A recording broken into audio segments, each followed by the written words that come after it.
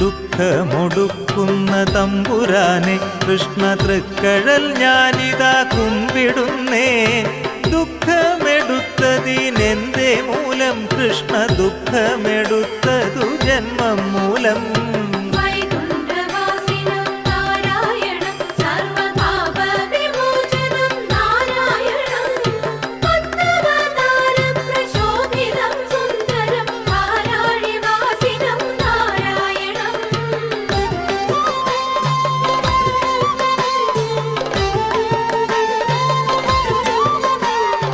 ജന്മമെടുത്തതിനെന്തേ മൂലം കൃഷ്ണ ജന്മമെടുത്തതു കർമ്മം മൂലം.